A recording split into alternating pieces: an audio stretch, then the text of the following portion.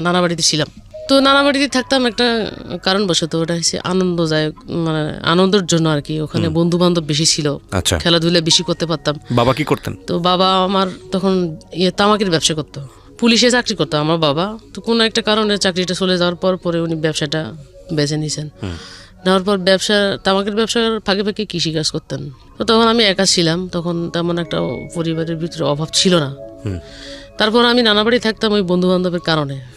থাকার পর আমি এক পর্যায়ে দেখলাম যে আমার মা একা থাকে, ওর কষ্ট লাগে, ছেলে সন্তান নাই। মাঝে মাঝে নানা বাড়িতে যে আমার নানির বকাবকি করে, আমার মেয়েটা রাখি দিছো কেন, আমার কাছে পাঠাই দাও। তো আমার মন বসতো না, কখনো বসতো না। তখন আমার জোর করে বাড়িতে নিয়ে আসতো, আমার নানি সহ নিয়ে আসতো। আসলে আবার আমি ওই সারাদিন থাকতাম, ওই নানির আসল ধরেই থাকতাম।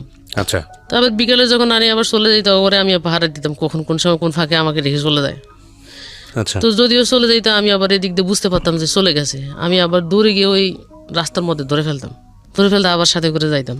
যাওয়ার পরে যখন আমার মামা বড়টা তখন ইন্টারমিডিয়েটে পড়ে, আমি এখন বুঝি যেটা আর কি ওই সময় বয়সটা এরকম ছিল। তো উনি আমাকে দেখে মানে চোখ রাঙ্গাইয়া অনেক রাগান্বিতভাবে মানে আমার দিকে তাকাইছে আর রাগ করে একটা কথা বলছে। তো ওই তখন অবস্থায় আমি একটু ভয় পাইছি। ভয় পাওয়ার সাথে সাথে আমি কান্না করে দিচ্ছি যে আমি আর এখানে থাকবো না। ওই ভয়ের কারণে পরে আমি অসুস্থ হয়ে পড়ে যাই কান্না করতে করতে। তো ওটাতে কেটে যাওয়ার পরে আমি স্কুল জীবনে ভর্তি হইলাম। বাড়িতে এসে স্কুল জীবনে ভর্তি হওয়ার পর ক্লাস 6-7 যখন উঠছি, তখন আমার ওই একসাথে আমার স্বাস্থ্য জ্যাঠতো ভাই বোন মিলে স্কুলে যাইতাম আসতাম। ওখান থেকে এক ভাই আমাকে মানে পছন্দ করা শুরু করে দিল বলতে প্রতিনিয়ত একটা করে চিঠি লিখতো। ভাই বলতে মানে কি? আমার জ্যাঠাতো ভাই। ওকে। তো এই চিঠি লিখে আরেক জ্যাঠাতো বোনের দিয়ে পাঠাই দিত। ওটা আমাকে না দিয়ে ওটা আমার বইয়ের খামের ভিতরে রেখে দিত, মলাট বলে যেটা আর কি, রেখে দিত। ওটা প্রতিদিন রাখার পর আমি স্কুল থেকে আসার পর কিন্তু আমার আব্বা মা আমার বইগুলা সব চেক করতো। চেক করার পর কিন্তু ওরা কয়েকটা চিঠি পেয়ে গেছে, যেটা আমি জানি না। ওখান থেকে একটা ওদের সাথে পারিবারিকভাবে দ্বন্দ্ব লাগে যে চিঠি দেওয়ার কারণে। তো আমার আব্বা আবার ওদের সাথে একটু মারপিট করে, মাথা টাটা ফাটায় দেয়। তো এটাকে কেন্দ্র করে আমি আবার আমার নানার বাড়িতে চলে যাই। ওখান থেকে আমি এসএসসি পরীক্ষা দিই। পরীক্ষা দেওয়ার পর আমি এসএসসি পাশ করি। এই এসএসসি পাশ করার পর আমার আব্বার প্যারালাইসিস হয়ে যায়। প্যারালাইসিস হওয়ার পরে পুরো সংসারটা আমাদের চলে না অবস্থা।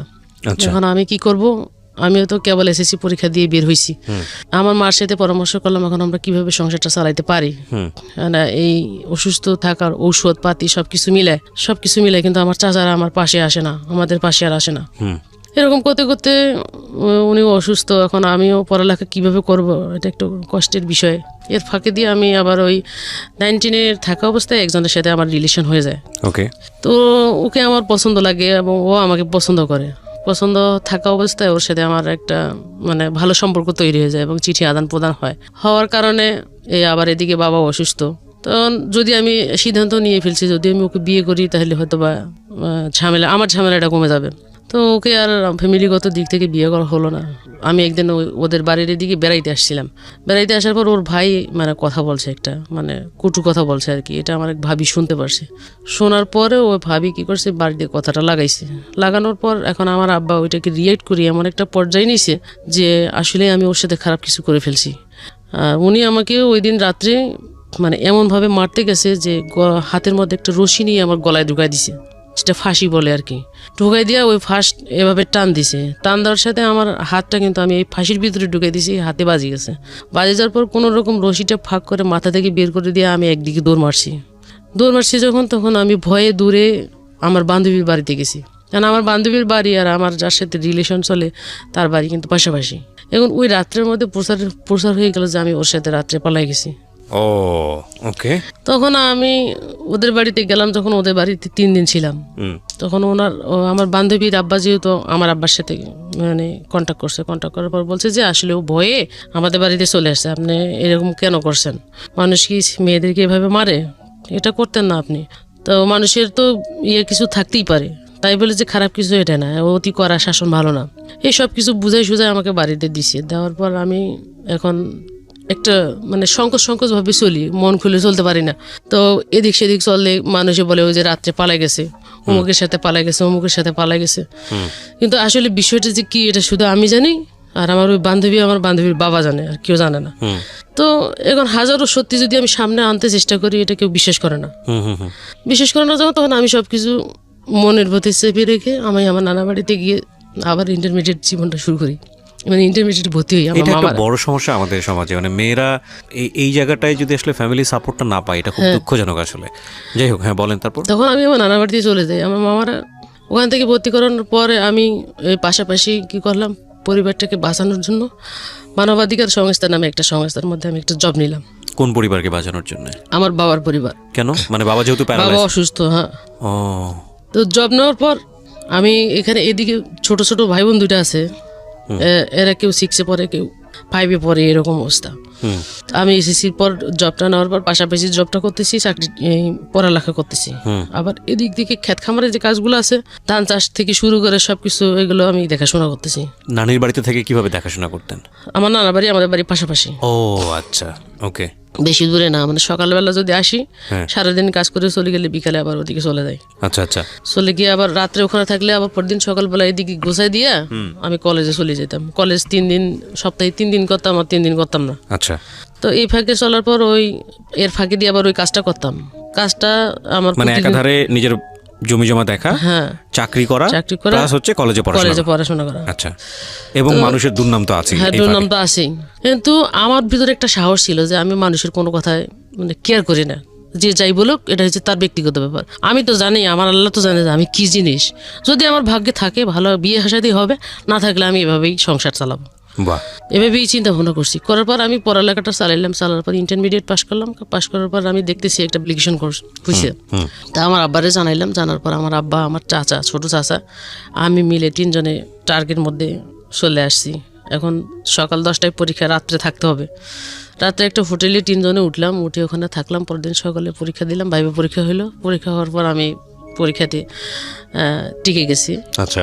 টিকে যাওয়ার পর পরের দিন আমার ভাইবা পরীক্ষার আবার ডেট দিছে। তখন কি আপনি ইন্টার কমপ্লিট করে ফেলেছেন? ইন্টার কমপ্লিট করছি। আচ্ছা। করে ডেট দিছে। ডেট দেওয়ার পরে হলো পরের দিনও থাকতে হইলো। পরের দিন ভাইবা হইলো। ভাইবার পরে আবার আমি ভাইবা তো টিকছি, পরে প্রি সার্ভিসের জন্য রেখে দিছে।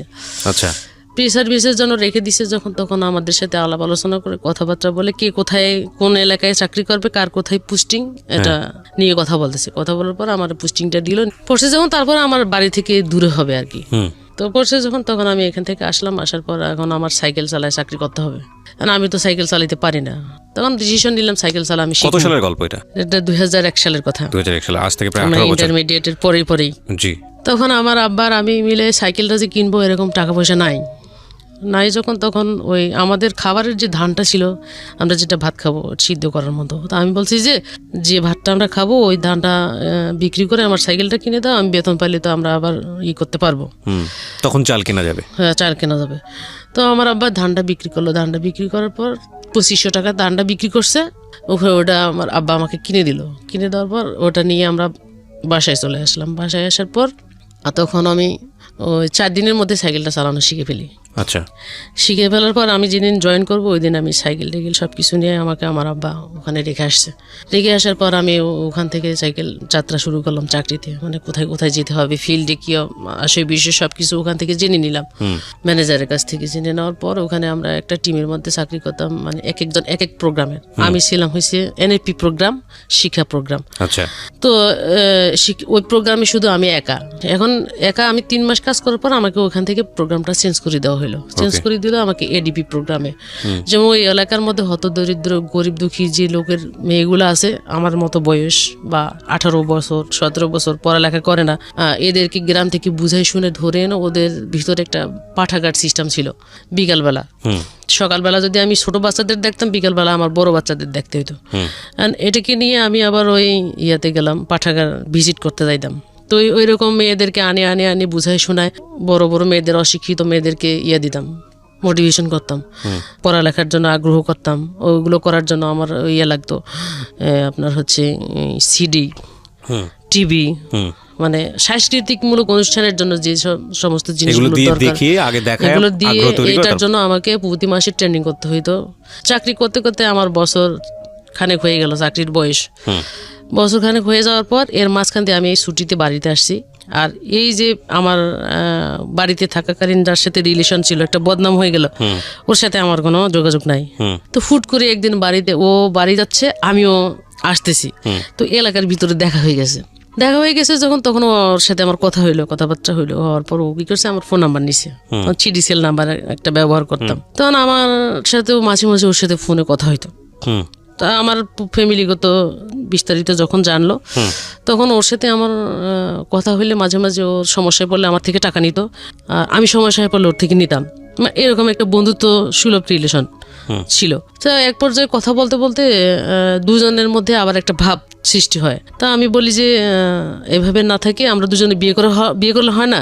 কয় কথাটা খারাপ বলছ না, কথাটা ভালোই বলছস, বিয়ে করলে মনে হয় আমরা এখন চাকরি বাকরি করি, আমাদেরকে মেনে নিবে, করে ফেলবো।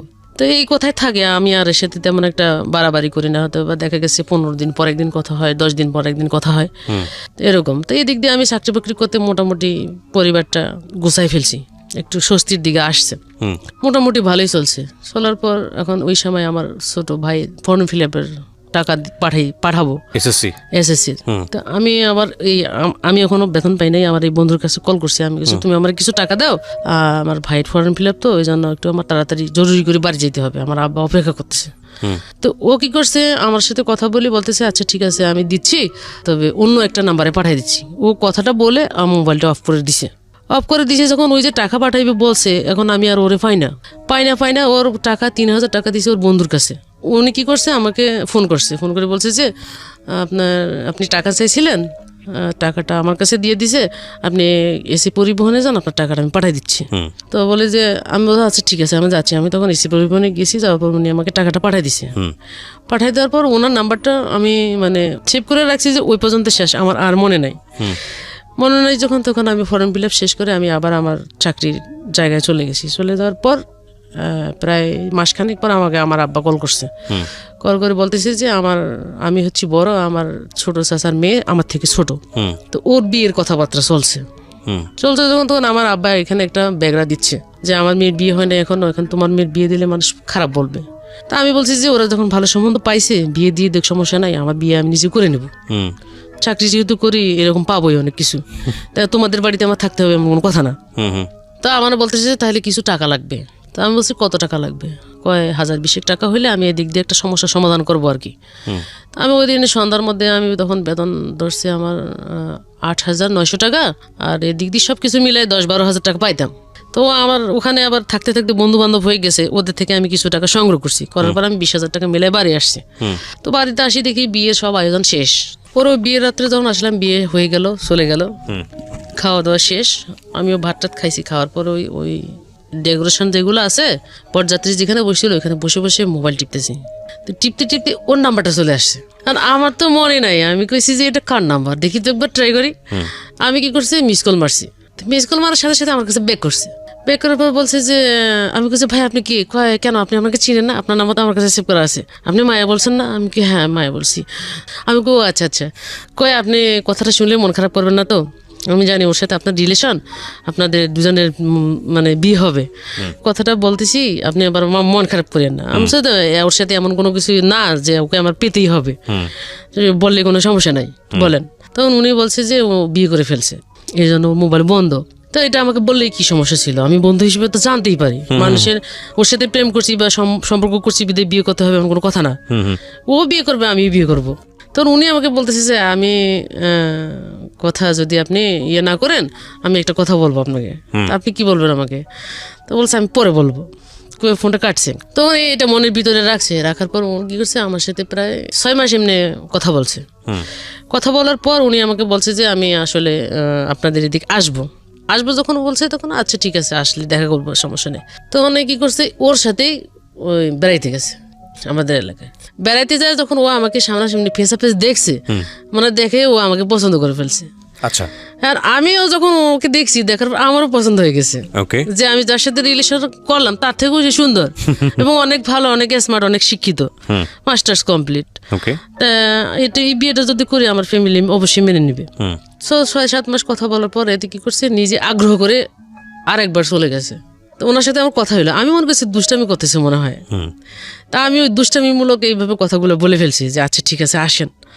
তো ওকে তো দেখছি একবার, দেখার পর পরের বার যখন গেলাম উনি আমাকে বলছে যে আমি আমার মামাকে সাথে করে নিয়ে আসছি, আর আপনি আসেন। টার্মিনালে উঠে ওরা হোটেলে উঠছে, হোটেলে উঠার পর আমাকে কল করছে। তখন আমার তো এই দিক দিয়ে ছুটি নিয়ে নেই, ছুটি নিতে তো আমার একটু সময় লাগবে।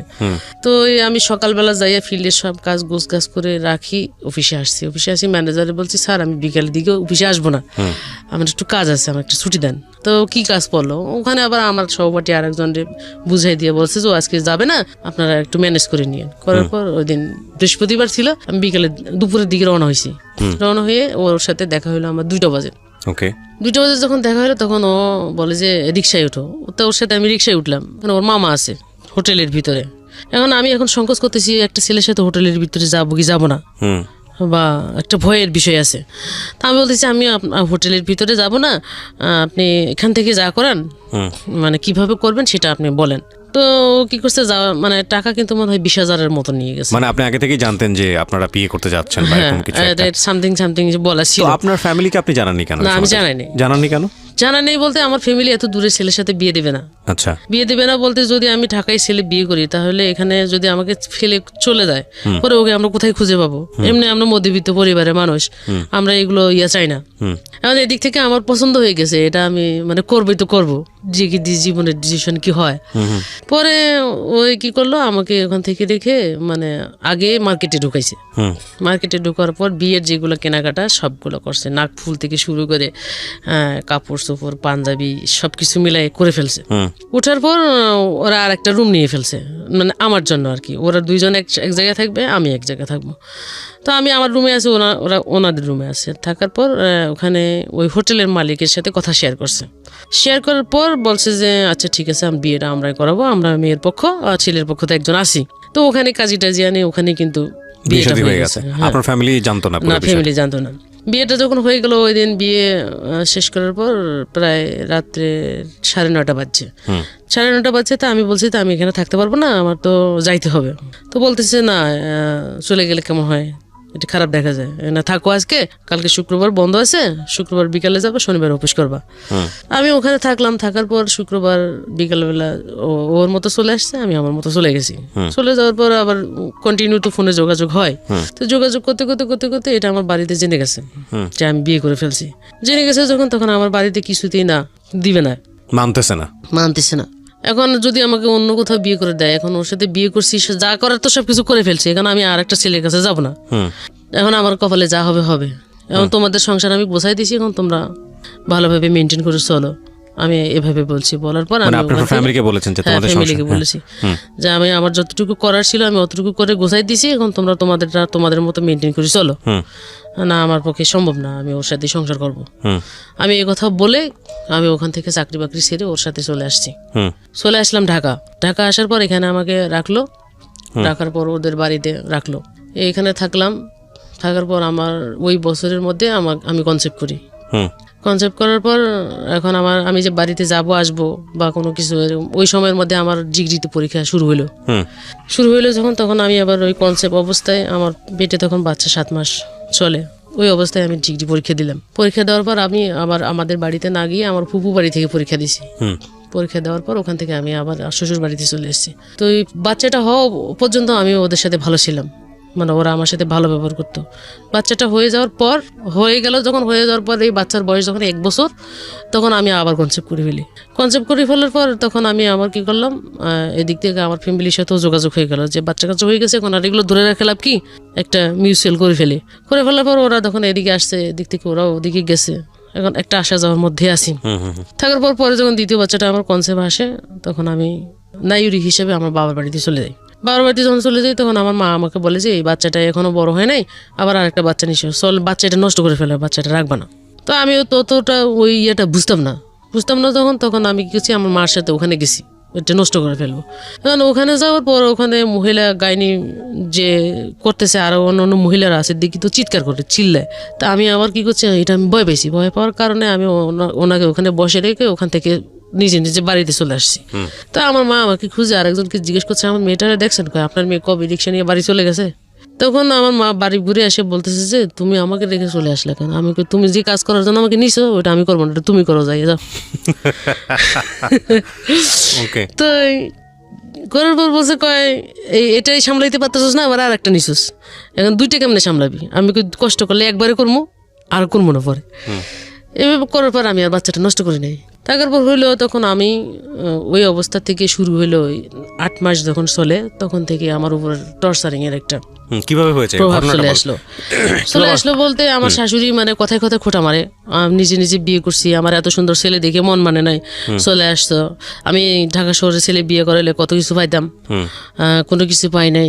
আজকে এর 2টা বাচ্চা হয়ে যাচ্ছে, তোর ফ্যামিলি থেকে কোনো কিছু দেয় নাই বা ওইরকম কিছু পাই না, একটা মানে আত্মীয়তার সম্মান বলতে কিছু আছে।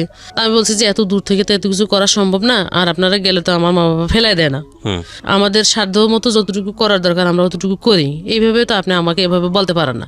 তো ওনার ছেলে হচ্ছে ও সহ 4 জন, আরো 3 ছেলে আছে, মেয়ে আছে, 1 মেয়ে বিয়ে হয়েছে। তো ওই পরিবারের সমস্ত কাজ আমাকে দিয়ে করাইতো, রুটি বানা থেকে শুরু করে সকালবেলা প্রতিদিন 1 গাদা রুটি বানাইতে হয়, ভাজি করতে হয়, চা আছে, সবকিছু মিলাই করা লাগে। এখন আমি যে একটা প্রেগনেন্ট অসুস্থ মানুষ, আমি যে খাবো বা স্বামী হিসেবে যে আমার খোঁজ খবর নিবে বা কিছু করবে এরকম কোনো কিছু না। তখন আমি ফোন করলেও শুধু ওর মার সাথে কথা বলে, আমার সাথে কথা বলে না।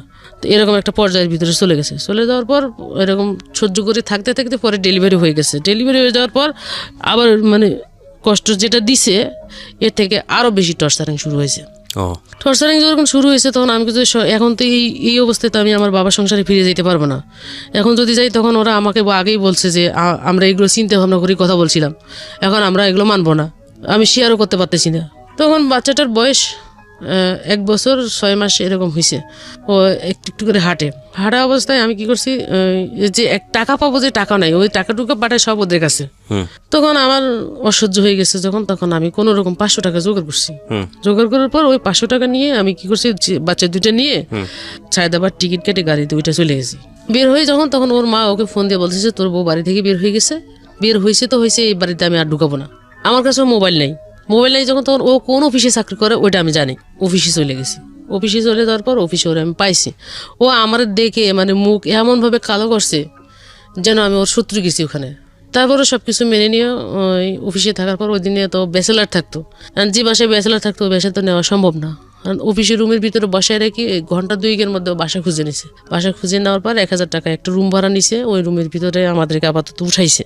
উঠানোর পর 1 মাস থাকলাম, 2 মাস, 3 মাসের মাসে বলতেছে যে আমার একলা সংসার চালানো সম্ভব না, আমি কি আমার ভাই বোনদের টানবো নাকি এখানে আমি আলাদা করে সংসার টানবো, এটা সম্ভব না। তখন আমি বললাম যে আমি তো পড়ালেখা জানি, আমার তো একবারে অজ্ঞ না যে কোনো কিছু করতে পারবো না, যে কোনো একটা চাকরির ব্যবস্থা করে দাও, আমি বাচ্চা কাচ্চা কারো কাছে রাখি, আমি চাকরি করবো। তো এরকম যখন একটা কথা বললাম তখন ও রাজি হইলো। রাজি হওয়াতে পরে আমাকে কি করলো, ও যে এলাকায় কাজ করে ওই এলাকার কিছু সদস্য আছে যারা গার্মেন্টস সেক্টরে কাজ করে, তাদের সাথে পরিচয় পর্ব করে আমি যে ওর ওয়াইফ ওই পরিচয়টা গোপন রাখার পর ওনার সাথে পরিচয় করে দিয়ে আমাকে একটা জবের ব্যবস্থা করলো। করার পর আমি এখন পড়ালেখা করছি, এতগুলা পড়ালেখা করার পর আমি গার্মেন্টসের ভিতরে যখন আমি পরিবেশটা সম্পর্কে বুঝলাম ওই দিনে ইন্টারভিউ দিতে যাইয়া, এখন আমি বলছি যে আমি এই সমস্ত চাকরিগুলো করবো, এটা আমার পক্ষে সম্ভব না, আমি মেনে নিতে পারবো না এটা। তো যিনি সুপারভাইজার আমার, তিনি অনেক ভালো, উনি আমাকে গেট থেকে নিচে নেওয়ার পর ফ্লোরে নিচে নিয়ে আমাকে, আমি তো ওই সেক্টরে একবারে নতুন, কিছু জানি না, উনি আমাকে সব কিছু জানাই দিছে, শিখাই দিছে। তো শিখাই দেওয়ার পর আমাকে বলছে যে তোমাকে ইন্টারভিউ বোর্ডে যখন যেগুলো জিজ্ঞেস করবে তুমি এগুলো বলবা। তো তখন আমি ওগুলো বলছি, বলার পর আমার বেতন হচ্ছে 2800 টাকা। তো ওভারটাইম করলে আমি 4000 4500 মতো টাকা বেতন পাইতাম। তো ওখানে কাজ করা অবস্থায় কাজের মধ্যে দিয়ে যে সিচুয়েশনগুলো তৈরি হতো, যে আচরণগুলো করতো, যে গালাগালিগুলো করতো, এগুলো আমার কাছে ভালো লাগতো না যখন, তখন আমি নিজের মনে শুধু মনে রেখে দিতাম, বলতাম না, এই অফিসে যাই আসি। এখন আমি বাচ্চা 2টা কার কাছে রাখবো, এটা একটা টেনশন। তারপরে ওখানে আমি মাঝখান দিয়ে ছুটি নিছি। ছুটি নেওয়ার পর আমি বলছি যে স্যার আমাকে 2 দিন ছুটি দেন, ছুটি দিলে আমি একটু সমস্যা আছে সমাধান করে অফিসে আসবো আর কি। এর ফাঁকে দিয়ে আমি বাচ্চা 2টাকে নিয়ে আমাদের বাড়িতে চলে গেছি। বাড়িতে যে ওদেরকে ওখানে রাখার পর আমি আমার মার সাথে কন্ট্যাক্ট করছি যে তোমার আমি প্রতি মাসে 3000 করে টাকা দেবো, ওদেরকে শুধু খাওয়াবো আর একটু বড় করবা, আর কোনো কিছু লাগবে না, বড় হলে আমি ওদেরকে নিয়ে যাব। আর এর ফাঁকে দিয়ে আবার এই সংসারের যে অবস্থা, আব্বা অসুস্থ, তা আব্বা আবার আমার সাথে শেয়ার করলো যে আমারও একটু সাপোর্ট করিও। আমি তো চাকরি যেহেতু পাইছি সেহেতু সাপোর্ট আমি করবো, ওদের জন্য 3000 টাকা দেই, তাহলে আর 2জন পড়ালেখা করবে, আর 2000 টাকা বাড়াই দেবো, আমি 5000 টাকা দেবো।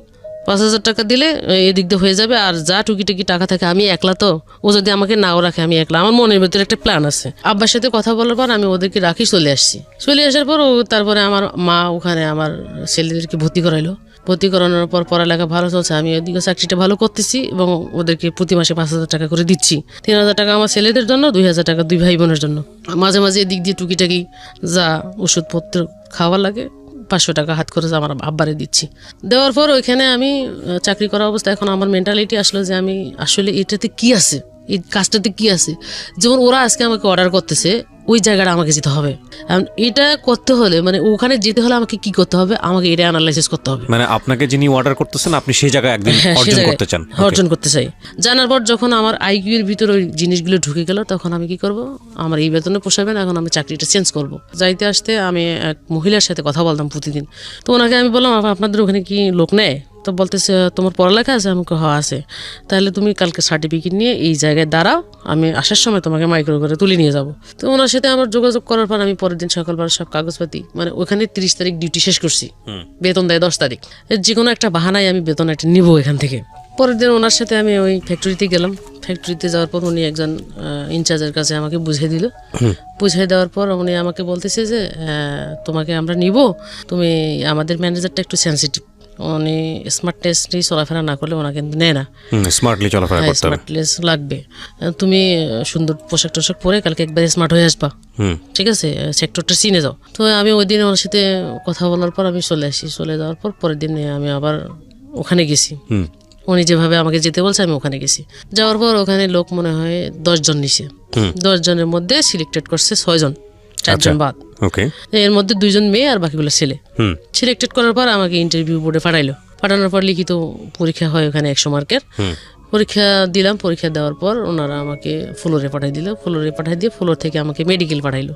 ওখানে মেডিকেল পাঠানোর পর মেডিকেল টেস্ট করলো। টেস্ট করার পর আমার ওই দিন পাঠাই দেওয়ার পর 6 তারিখে আমাকে জয়েনিং ডেট দিল। 6 তারিখ থেকে আমি ওখানে জয়েন করলাম। জয়েন করার পর আমি জয়েনের ফাঁকে ওখানে কাজ করতেছি। কাজ করা অবস্থায় এখন আগের সেক্টরে যেখানে আমি কাজ করছি ওখানে সবার সাথে মানে পরিচয় হয়েছে, রিলেশন হয়েছে, ভালো সম্পর্ক হয়েছে, কথা দুইটা জোর করে বলতে পারতেছি, নিতে পারতেছি। কিন্তু এখানে গিয়ে আমার মন পুরো টিকতেছে না, মানে কিরকম কিরকম লাগতেছে, আবার ওদের কথাগুলো কিরকম লাগতেছে আমাকে। তো আমার একটা জিনিসের কারণে আমাকে একটা বকা দিছে, একটা ভুল করছি আমি। তো ভুল যখন করছি তখন আমাকে বকা দিছে। বকা দেওয়ার কারণে আমার ওই জিনিসটা আবার ওখানেই মনের ভিতরে খুব নিছে যে আমি ওর জায়গাটাই যাব, এখানে থাকি, এখানেই ওর জায়গায় যাব। ওই দিন চলে আসি। চলে যাওয়ার পর পরের দিনে সকালে গেছি। যাওয়ার পর আর একজন সেকশন লিডার ছিল আমার। তো উনি আমাকে বলতেছে, তোমার মন খারাপ কেন? আমি বলতেছি যে আসলে আমার পকেটের ভিতর যে একটা স্টিকার থাকে জ্যাকেটে, এটা আমি জানি না, এটা আমাকে জানাই দেওয়া হয় না। কিন্তু কালকে আমার দিদি যেভাবে কথাগুলো বলছে এই জন্য আমার মন খারাপ। তুমি কাজ করো, তোমাকে আর কিছু বলবে না। তখন আমি ওখানে কাজ করতেছি। কাজ করা অবস্থায় কাজ করতে করতে ওখানকার যে আমার যার আন্ডারে আমাকে দিছিল, সুপারভাইজার বলা হয় আর কি, তার ওখানে পদবি পজিশন হচ্ছে inspector, inspection leader, section leader. তো আমি ইন্সপেক্টর হিসেবেই ওখানে জয়েন করছি। জয়েন করি মোটামুটি ওখানে আমার বেতন প্রায় 5,500-এর উপরে বেতন ধরছে। আর ওভার টাইম করলে আমি প্রায় 6,000-7,000 মানে বাড়তি টাকা পাচ্ছি আর কি। 10-12 হাজার টাকা পাচ্ছি। তো এই 10-12 হাজার টাকা পাইলে আমি বাড়িতে 5,000 থেকে 6,000 টাকা দিচ্ছি, বাকি টাকা আমি ওকে দিচ্ছি। আমার কাছে কিন্তু কিছু নাই, এমনি যাতায়াত, গাড়ি ভাড়া, নাস্তা খরচ যা লাগে তাই। এরকম মোটামুটি সংসার ভালোই চলছে। এদিকে আমার পরিবারেরও সাপোর্ট করতে পারতেছি। এদিকে পড়ালেখা করা অবস্থায় আমার ছেলেরা ক্লাস 4-5 উঠছে যখন, তখন আমার মা, আমার ভাই, আমার বাবা চিন্তা করলো আসলে টাকা এখন বেশি লাগে যখন এমনি কথাবার্তা চলার পর আমি আবার কি করলাম, এর ফাঁকে দিয়ে একদিন হঠাৎ করে খবর আসলো আমার আব্বা মারা গেছে যখন, তখন আমি ওখান থেকে ছুটি নিলাম। ছুটি নিয়ে বাড়িতে চলে গেলাম। চলে যাওয়ার পর দাফন করলাম। করার পর আমি এখান থেকে গেছি আমার টাকায়, কিন্তু দাফনের কাপড় চোপড় কিনা হয়েছে। তারপর দাফন হয়েছে। তারপর ওখানে আনুষ্ঠানিকভাবে যেটা করার কলমা টলমা পড়ায় আমি ওখান থেকে 7 দিন ছুটি কাটায় চলে আসছি যখন, তখন এই কি করলো, এর ফাঁকে দিয়ে চাকরিতে অ্যাপ্লাই করার পর ফাঁকে দিয়ে চাকরিটা হয়ে গেল যখন, তখন ও আমাকে বলছে, দেখো আমার চাকরি তো হয়ে গেছে, এখন তো আমাকে যেখানে পোস্টিং দেবে সেখানে যেতে হবে, যেখানে যাও না কেন, যেখানে থাকো না কেন চাকরি, তখন আমিও এখানে আটকা পড়ে গেলাম। এখন তুমি আবার আমাকে ছেড়ে ঢাকায় চলে যাবা। এখন আবার যদি কখনো আমার মনে থেকে একটা সন্দেহ জায়গা সৃষ্টি করছে। এর ফাঁকে দিয়ে আবার আগে প্রথমেই যখন বিয়ে করছি, বিয়ের কাগজপত্র সব ও কি করছে, গায়েব করে ফেলছে। এগুলো কোনো কিছু নাই বলতে এখন ভবিষ্যতে যদি আমি ও যদি সরে যায়, মানে আমার ভিতরে একটা সন্দেহ ঢুকে গেল, বা কোনো কিছু করে পরে আমি ওকে কিভাবে ধরবো। এই চিন্তা ভাবনা করার পর আমি একদিন আবার ছুটি নিয়ে বাড়িতে চলে গেছি। চলে যাও, ওরে ডাকছি। ডাকার পর আমি বলছি যে দেখো, আমার কাছে তো কাগজপত্র কোনো কিছু নাই, তুমি যদি কখনো কোনো কিছু করো তাহলে আমি তোমাকে কিভাবে পাবো, আমি আবার ডকুমেন্টস চাই। যেখানে ডকুমেন্টস আমরা করছি এখান থেকে আমাকে ডকুমেন্টস তুলতে হবে, কিন্তু ওই জায়গাতে আমি ভুলে গেছি। তখন বলছে যে আসলে ডকুমেন্টস কোনো কিছু করার দরকার নেই, তোমার যদি অবিশ্বাস থাকে তাহলে তুমি আবার করো। এই অবস্থায় ওই আমার এলাকার মধ্যে আবার ওই কাজের মাধ্যমে ওই ডেটে আবার বিবাহ রেজিস্ট্রেশন করছে। এই রেজিস্ট্রেশনটা আমার কাছে আছে, কাবিন নামা যেটা, আগেরটা নাই। তারপর আমি ওই অবস্থায় সবকিছু ঠিকঠাক করে আবার চিটাং চলে আসছি। চলে আসার পর ও ওর জায়গায় ওর মতো চাকরি করতেছে, আমি আমার মতো চাকরি করতেছি। চাকরি করা অবস্থায় এখন এদিক থেকে আমার বাড়ি থেকে চাপ দিতেছে, ছেলে পেলে রাখতে পারবে না। কেন রাখতে পারবে না? কয় এখন টাকা পয়সা বেশি লাগে। আর বাড়ি থেকে আমার থেকে চাপ দিতেছে টাকা পয়সা বেশি দিতে হবে। আমি যদি টাকা পয়সা বেশি দিই তাহলে আমার ছেলে পেলে আমি এখানে রাখি চাকরি পড়ামো। তখন আমি এর সাথে শেয়ার করলাম যে বাড়ি থেকে এরকম বলতেছে, এখন আমি কি করবো, ছেলে পেলে কি করবা সেটা বলো। তখন এই আমাকে ডিসিশন দিল যে ওদেরকে নিয়ে আসো, নিয়ে এসে এখানে ভর্তি করে দাও, যা হওয়ার হইব।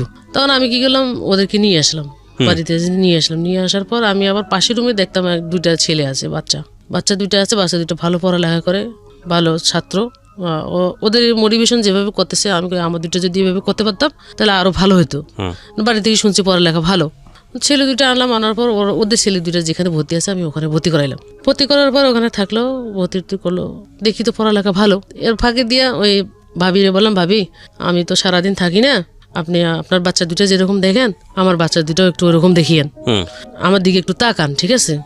তো উনি আবার বলতেছে ঠিক আছে, সমস্যা নাই, আমি দেখবো। তো এই দিক দিয়ে সবার সাথে যোগাযোগ ভালোই চলছে। হুট করে আরেকদিন আমার আব্বাই আমাকে কল করছে, একটু জরুরি করে বাড়ি যেতে হবে। এই আমার আম্মাই ফোন করছে, আব্বা তো নাই। ফোন করার পর আমি তখন গেলাম বাড়িতে। বাড়ি যাওয়ার পর বলছে যে ওকে তো আমরা ধরে রাখতে পারতেছি না। কেন, কি হয়েছে? কয় ওই আমাদের পাশের বাড়ির অমুক ছেলের সাথে রিলেশন করে, ওর সাথে যদি এগুলো করে এখন একটা বদনাম, তখন কি করতে হইব?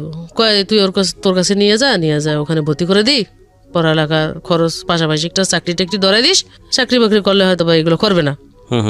আবার হাজবেন্ডের সাথে শেয়ার করলাম যে এই ঘটনা, নিয়ে আসে এখানে একটা চাকরি দাও, আর পড়ালেখার খরচ দেখা যাক আমরা কি করতে পারি। তো দুজনে মিলেমিশে চলতেছি, থাকতেছি, খাইতেছি, ফিরতেছি। এর মধ্যেই আমার হাজবেন্ডও মাঝে মাঝে যায় আসে। আনার পরে এখন একটা মানুষের তো শহরের বাড়িতে বসে রাখা খাওয়া খরচের ব্যাপার স্যাপার আছে।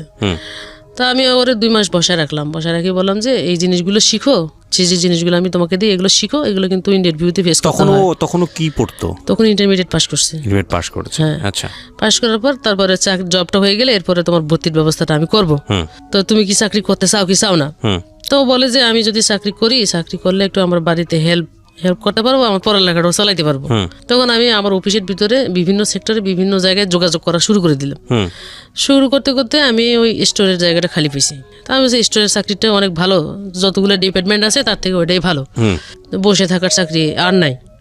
তো এখন ওর সাথে যোগাযোগ করার পর ওনাকে আমি বলছি যে শুনে না আমি তো এখানে পুরান মানুষ, আমার লোকটা আপনার নিতেই হবো, আপনি যা কিছু করেন না কেন।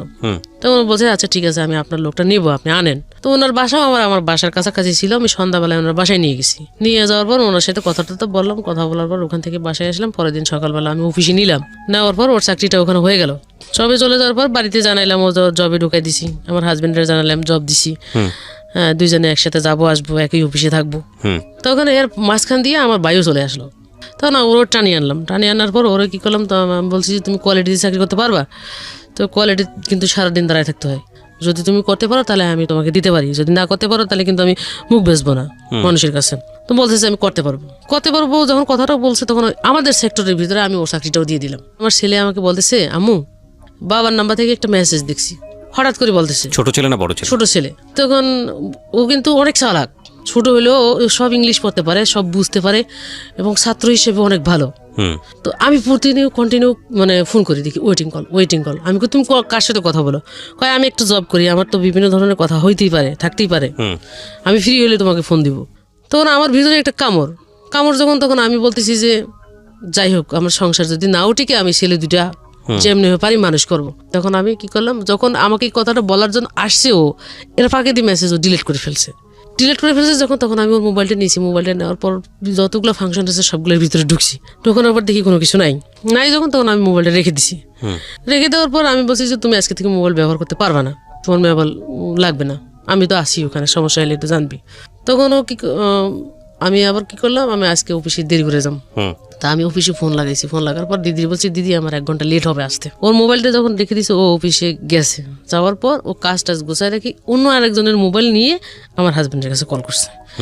কল করার পর ওইটা জেনে দিছে যে ওর মোবাইলটা আমার কাছে, আর আমি এদিক থেকে ওর নাম্বার থেকে ওকে মিস কল মারতেছি, ও আসলে ব্যাক করে কিনা এই নাম্বারে, কিন্তু ব্যাক করতেছে না।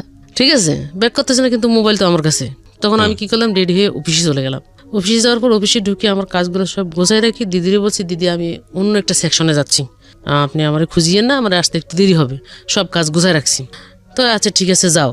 কিন্তু আমি ওই কাজের বিনিময়ে যাচ্ছি যে এই কথা বলে যাচ্ছি, কিন্তু নইলে আবার ম্যানেজারের কাছে ধরা পড়লে ম্যানেজার সব জায়গায় ঘুরে কখন কোথায় দেখে ফেলে, তখন আবার দিদির কাছে কল করবো, ওকে ওখানে দেখলাম কেন, যদি উনি জবাব দিতে না পারে পরে আবার আমার গালাগালি করবে। আমি গালাগালি না খাই মতো আমি কাজ সিস্টেম করে নামছি। নামার পর আমি কি করলাম, ওখানে যে TNT নাম্বার একটা আছে ইউজ হয়, ওই TNT নাম্বার কার কাছে, এর কাছে। TNT-তে ফোন করে, মোবাইলটা আমার কাছে। ও যখন TNT-তে কথা বলতেছে তখন ওর পিছনে গিয়ে আমি দাঁড়াইছি, ও আমাকে দেখে নাই যখন, তখন ও পিছনে যখন কথা বলতেছে তো কথাগুলো আমি শুনতেছি। শোনার পর ও ফোন লাইন কাটিয়ে দিয়েছে, যখন কাটিয়ে দিয়ে পিছন ফিরিয়ে দেখে এখন আমি পারতেছি না ওখানে কোনো কিছু বললে আবার সবাই শোনাশুনি হয়ে যাবে, জানাজানি হয়ে যাওয়ার পর আমি কি করলাম, ওখান থেকে ওরে কিছু না বলি সাইডে চলে আসে যখন, তখন এ কি করছে, ভিতরে আরেকটা সিম আর একটা মোবাইল কিনছে। কেনার পর ওই মোবাইল আর সিমটা সবসময় এখানে রাখতো সাইলেন্ট করে, নিজের কাছে গোপন রাখতো। এটা অফিসের ভিতর কেউ জানতো না। আর যখন যাওয়ার সময় হয়তো তখন ও ওই ড্রয়ারের ভিতরে মোবাইলটা রাখি তালা দিয়ে সিস্টেমে চলে যেত। কিন্তু রাত্রে যে সে কথা বলবে কোনো কিছু এরকম কোনো কিছু আমি ধরতে পারবো না, কারণ ওর সাথে তো দেখা হয় আমার রাত্রেই, দিনে হয় না।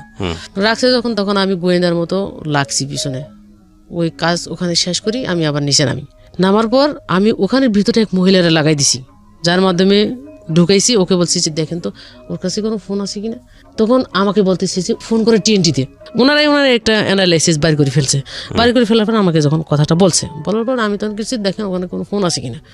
তখন ফোন ড্রয়ারের মধ্যে লাঞ্চে যাওয়ার সময় ওরা সরাই ফেলে ফোনটা আমারে দিছে যখন, তখন ওই ফোনের মধ্যে ফোন করছে যে আমরা যে দুইজনে কথা বলি, আমি যে কথা বলি, ও যে কথা বলে, এটা ও বুঝতে পারতেছে না এটা আমি নাকি ও। আমি ওর হয়ে কথা বলতেছি, ও সেজে যখন কথা বলতেছি তখন কথাগুলো সব আমি পেয়ে যাওয়ার পর আমি আমার মার সাথে যোগাযোগ করলাম। পেয়ে গেলাম মানে কি, আপনি কি পেলেন যে আসলে কি পেলাম, যে ওর সাথে যে একটা সম্পর্ক আছে এটা আমি পাই গেলাম। মানে কথার টোন শুনে আপনি পেয়েছেন? হ্যাঁ, পেয়ে গেছি। বা আপনাকে নিয়ে ওই সময় কোনো কথাবার্তা হচ্ছিল কিনা? হ্যাঁ, আমাকে নিয়ে কথা হচ্ছিল। ওকে, আপনি ইন ডিটেল এখানে বলতে চাচ্ছেন না, আমি বুঝতে পারছি। হ্যাঁ, তারপর কি হলো? ইন ডিটেল আমি বলি, আমাকে যখন ফোনটা আমি রিসিভ করলাম, হ্যালো, মানে ওর মতো করে ও যেভাবে কথা বলে, কয় তুমি কেমন আছো, আমি কেমন ভালো আছি। ওকে আমি ফোন দিই না যে ও কি তোমার সাথে কিছু শেয়ার করে। আমি বলতেছি না, আমার সাথে শেয়ার করে না, তবে ও একটু মন টন খারাপ আর কি, আপনি ফোন টোন করেন না, এভাবে কথা বলতেছি। তখন আমি বলতেছি যে আচ্ছা আসলে আপনি কি করতে চাচ্ছেন, কিভাবে কি করতে চাচ্ছেন। ঠিক আছে, যখন আমি জিজ্ঞেস করছি তখন বলতেছি যে আসলে দেখো আমরা তো বিয়েটা করে ফেলছি, আমাদের এটা কিন্তু কোর্ট ম্যারেজ, ও কিছু করতে পারবে না, আমি যেটা বলবো সেভাবে মেনে নিতে পারবে, ও যাবে কোথায়। কি বলেন? এভাবে বলতেছে। আমি এই কথা শোনার সাথে আমি আর ওর সাথে কি কথা বলবো, আমার নিজের হৃদয় সব বের হয়ে গেছে। আমি ওখানে মাথা ঘুরে পড়ে গেছি, ওই অবস্থায় মাথা ঘুরে পড়ে গেছি। আমি ওই দিনে আমি রাত্রে আর কোনো কিছু কইতে পারি না, পরের দিন সকালবেলা আমি বিছানা থেকে উঠতে পারি না। এখন আমার নিজেরই প্যারালাইসিস, এক সাইডে আমার অবশ হয়ে গেছে। ওকে, অবশ হয়ে যাওয়ার পর আমি যখন বিছানা থেকে উঠতে পারতেছি না, পুরো টেনশন করতেছি, আমার মুখ বাঁকা হয়ে গেছে, কথা বলতে পারতেছি না, জিবা উলট পালট করতেছে। অফিসের মধ্যে ফোন দিয়ে জানাই দিছি আমি অসুস্থ, আসতে পারতেছি না। ও আমার কথা বলবে কি, আর আমার নামে বদনাম গাইছে যে আমি ঢং করতেছি, অ্যাক্টিং করছি, এরকম ধরনের কিছু বলছে। বলার পর তখন ও আমার কাছে ফোন করে বলতেছে যে সব ঢং সারি দিয়ে ভালো মানুষের মতো চলাফেরা করো। কালকে যে ফোনটা তুমি রিসিভ করছো এটা আমি বুঝতে পারছি, ও নিজের থেকে স্বীকার করলো। ওকে, হ্যাঁ, স্বীকার করার পর আমাকে বলতেছে যে তুমি যদি ওর সাথে আমার সাথে সংসার যদি স্বাভাবিকভাবে মেনে নাও তোমার জন্য ভালো, যদি স্বাভাবিকভাবে মেনে না নাও তোমার জন্য খারাপ। কারণ বাধ্যগত আমার মেনে নিতে হবে ওর কথা অনুযায়ী। আপনি মাকে ফোন করলেন মাঝখানে? মাকে ফোন করলাম, মাকে আসতে বললাম। মা বলতেছে যে আমি তো এখন এই সময় যাইতে পারবো না, আসতে বললাম। এখন মা কি করছে, 1 সপ্তাহ পরে আসছে। আসার পর আমার মা করলো যে তুমি আমাকে ট্রিটমেন্টের জন্য আরেক জায়গায় পাঠাইলো, যে আমি এখন বাসায় আছি, ওর সাথে আমি আসি, ওর চাকরি বাকরি কিছু করা লাগবে না, তুমি ট্রিটমেন্ট হয়ে সুস্থ হও, তুমি সুস্থ হলে আমি ওকে নিয়ে বাড়ি চলে যাবো। সবকিছু ঠিকঠাক করে ও কি করছে, আচ্ছা ঠিক আছে কোনো কিছু হবে না, আর কোনো কিছু চিন্তা ভাবনা করার দরকার নেই, যা হয়ে গেছে এখানে শেষ বইলে ঢাকা চলে আসছে। আর যা হয়েছে হয়েছে এখানে শেষ, আর কোনো কিছু করবো না, আমি চাকরি বাকরি করে প্রতিষ্ঠিত হবো, আলাদা বিয়ে শাদী করবো। এভাবে কথা বললো। কথা বলার পর সব কিছু ওখানে শেষ করে আমার মা কি করছে, আবার বাড়িতে চলে গেছে। চলে যাওয়ার পর এদিক দিয়ে আপনার এইরকম একটা জিনিস জানার পরে আপ জিজ্ঞেস করা হয় নাই আপনার যে ঘটনাটা হলো কিভাবে শুরু হলো, কেমনে হলো? এটা তো একদিনের বিষয় না, কোর্ট ম্যারেজ করার যে বিষয়টা। না, আমি চাচ্ছি যে ও নিজে থেকে আসলে কি বলতে চায় হ্যাঁ, এটা জানার জন্য আমি মাকে দিয়ে বলাইছি। সরাসরি যাকে আপনি কখনো সন্দেহ করেননি, শুধুমাত্র আপনার ছেলে এসে একটা টেক্সটের কথা বললো, এসএমএস এর কথা বললো, ইন দ্য মিন টাইম কয়েকদিনের মধ্যে আপনি জানতে পারলেন যে আপনার ইতিহাসটা বের করার ইচ্ছা হলো না, যে কিভাবে হলো এই বিষয়টা, কোন কারণে হলো, আপনি জিজ্ঞেস করেন? আরো পরে জানতেছি, আরো পরে। আচ্ছা ঠিক আছে, হ্যাঁ বলেন। তারপর মা চলে গেল। চলে যাওয়ার পর এখন আস্তে আস্তে তো ওকে আমি একা পাইছি ঘরের ভিতর। এখন এক প্রশ্ন যদি আমি বারবার করি, তখন ও আমাকে বলতেছে আমি সুসাইড করবো। শহরের ভিতরে ঘরের মধ্যে যদি সুসাইড করে, তখন ও আমাকে বিপদে ফেলবে, এবং উল্টে এর সাথে যদি রিলেশন হয়ে গেছে, এও আবার উল্টা বিপদে ফেলবে, আমার মাও আমাকে উল্টে বিপদে ফেলবে, তিনজনের কাছে আমি ফেসে যাবো। ইন্টারেস্টিং বিষয় হচ্ছে যে ভদ্রমহিলার ব্রেইন অনেক ঠান্ডা, কুল ব্রেন, অনেক কিছু চিন্তা করে। কিন্তু সাধারণত এরকম ঘটনা ঘটলে কোনো মেয়ের পক্ষে এইরকম চিন্তা ভাবনা করা ওই মোমেন্টে সম্ভব না, সাধারণত হয় না, সিনক্রেট করবে, খুব স্বাভাবিক। কিন্তু উনি খুব ঠান্ডা মাথায় চিন্তা করেছে এই জিনিসগুলো। এইটা আজকে আপনারা শেষ পর্যন্ত শোনেন, শেখার অনেক কিছু আছে। হ্যাঁ বলেন। তারপর এরকম যখন বলছে, তখন আমি ওকে কোনো কিছু জিজ্ঞেস করে বাদ দিলাম। বাদ দেওয়ার পর আমি দেখতেছি যে কোন দিকে গড়ে করা অবস্থায়, এখন শারীরিকভাবে যখন ফিট নেই, এর মাঝখান দিয়ে আরেকবার গেছে। আমার মা চলে যাওয়ার পর গেছে।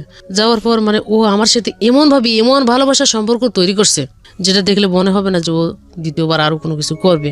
এরকম করার পর আবার চলে আসছে, ঢাকা চলে আসছে। ঢাকা চলে আসার পর কিন্তু মোবাইল যে নাই, কথা বলতে পারে না, চাকরি অফ, এরকম কোনো কিছু নাই। না করার পর সামনের যে ফিক্সি লোডের দোকান আছে, দোকানের মোবাইল থেকে কথা বলতো। তখন আমার ছেলেদের পরীক্ষা হবে ডিসেম্বরে, কারণ আমি এটা নিয়ে একটু টেনশনে আছি, আবার নিজে নিয়ে টেনশন, নিজের অসুস্থতা নিয়ে টেনশন করতে করতে তখন আমি কি করলাম, সব দিক দিয়ে এদিকে গুছাই ফেলছে, প্ল্যান করে ফেলছে, কখন কোথায় কি করে ফেলছে।